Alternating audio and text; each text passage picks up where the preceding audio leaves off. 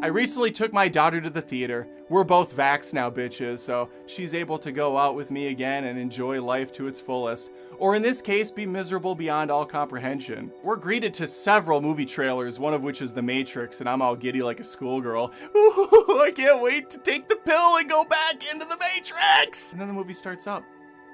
2 minutes go by. Everything's pleasant, everything's fine. 5 minutes go by. Things are looking pretty solid all around. No one's chatty, no one's crunching their popcorn too loud. I haven't seen a phone come up yet. 10 minutes into the movie. Houston, we're looking real good right now. From where I'm sitting, all signs are a go.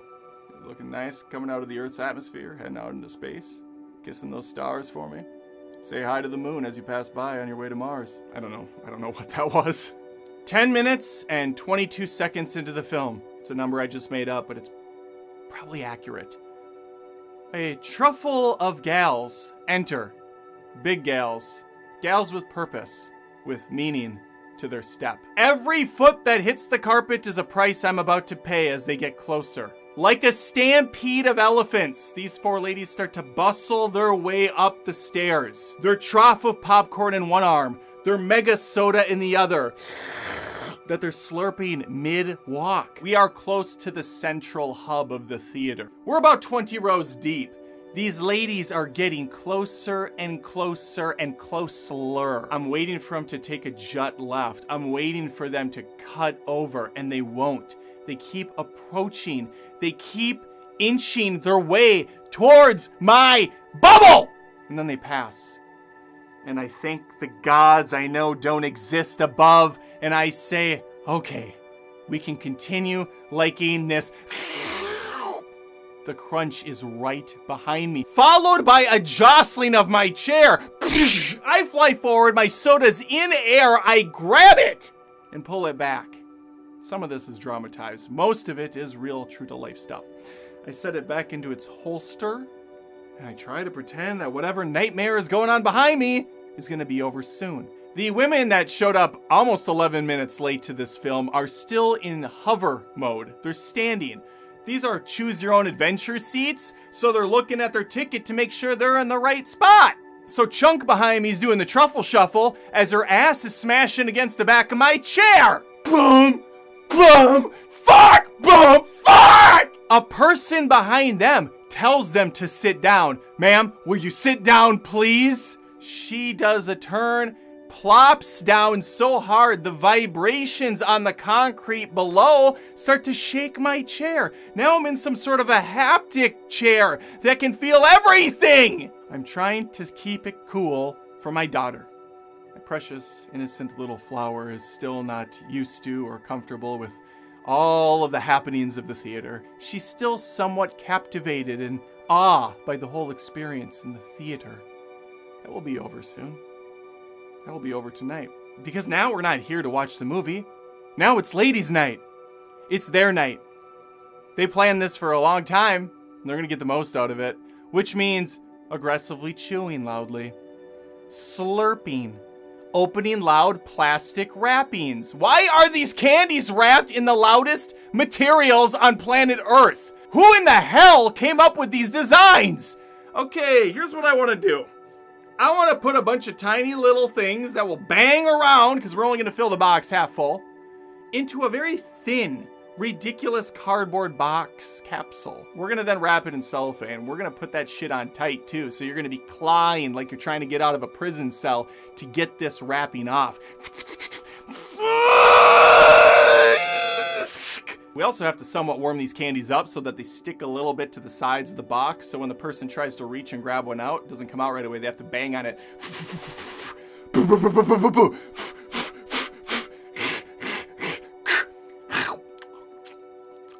You want one? You want one, Patty?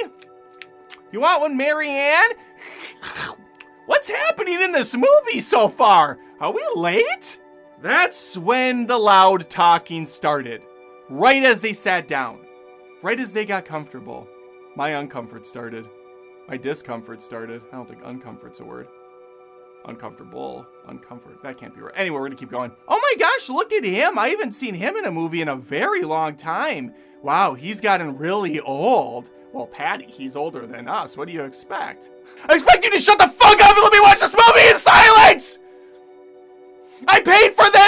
I paid for my daughter, and now you're making me pay again. After a half hour of loud talking and several turns from me doing the evil glare, my daughter jumped in. And believe me, I gave him some pretty nasty stares. First, I went with the sympathetic look.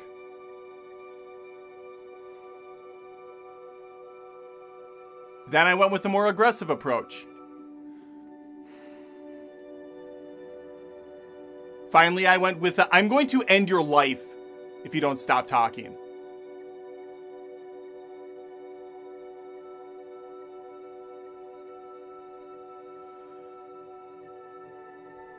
I learned after the movie was over, the reason these ladies eventually shut the hell up was because my daughter intervened. She turned and gave a look so devastating, so powerful, that even Kratos himself would look at that and say, damn, okay, that's a bit much. Bottom line is my daughter had to grow up overnight. She's not so innocent anymore, Britney Spears. If it was up to me, things would have played out a little differently. I would have turned to my daughter and politely asked her to cover her ears for a second as I casually stood up and turned around and looked these four ladies in the faces. Here's how this is gonna play out. Either you four are gonna shut the fuck up right now, or you're all gonna drop dead. The choice is yours. And before I even turn to sit back down, which is never my intention here, I already know what's gonna take place, and it does. I start to turn and one of the ladies says, actually, and I punch her so hard, my fist goes through her face. Like a water balloon slowly exploding onto a concrete floor, her face blew up. Splatter everywhere across the back of those seats. The only thing left are pieces of the teeth that are laying on what used to be her neck. The other three freak out. Oh! One of them throws the popcorn bucket at me. I grab it in the air, spin it around my head, and slice her in two. She doesn't know at first. She's just standing there with the worst paper cut she's ever experienced until I just do one of these. And then the top half of her body slides down onto the ground.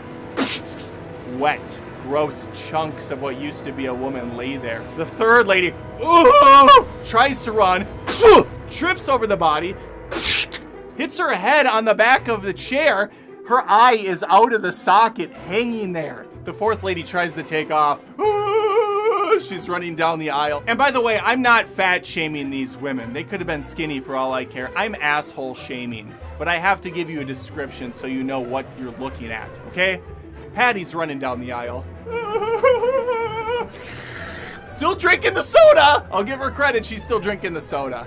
But I still have mine as well. I pull out the straw like it's a goddamn javelin, and I chuck it at her. This thing flies through the air like it was shot out of Cupid's bow, except for this isn't a love arrow, it's one of hate. It's one of rage. It's one of anger. Goes right through the middle of her head. She goes head over apple cart down the stairs. Every time she hits the ground, people in the audience fly up into the air. Boom! Whoa! Boom! Whoa! The one with the eye dangling tries to get back up. She's trying to put the eye back in.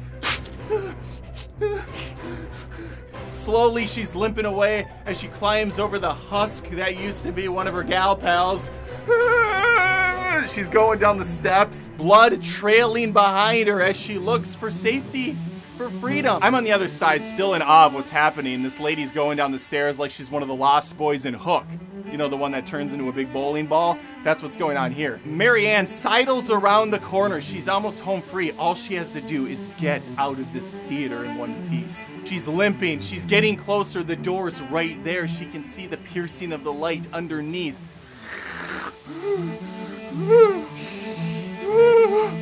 In the distance, she hears me yell, "Get back here, coward!" What she wasn't anticipating as she hobbles towards the door and pulls on that silver handle was my daughter, spider monkeying up the side of the ledge and dropping onto her shoulders. My daughter looks down at her from above and says, "Please don't ruin the movie experience for others. Silence your mouth." And twists, snapping her neck, dropping that piece of luggage onto the ground. She joins me in the center of the auditorium. I wipe the sweat from my brow. We look on to the audience, who is not only in awe of what's happened, but are standing up, clapping a round of applause for us. Roses are thrown at our feet, confetti in the air. Popcorn soaring. It's a beautiful experience, and one that I'll cherish in my mind forever. But that's nothing more than a pipe dream of mass murder. No, these ladies actually accomplished their goal. They had their ladies' night. They had their fun. And what did it cost them in the end? Everything. For me, nothing for them. Everything for me. The experience of the movie was ruined. So, thank you, ladies. Hope it was worth it. Thanks for watching the video. Make sure to subscribe if you hadn't. I have tons of these grisly retellings. I have tons of movie reviews and other content related to movies here, so stick around. It's a good time. Like the video if you want. Even hit that notification bell so these videos show up in your feed. Otherwise, YouTube's going to hide this shit, and they're going to show you more Jimmy Fallon or whatever is the flavor of the month.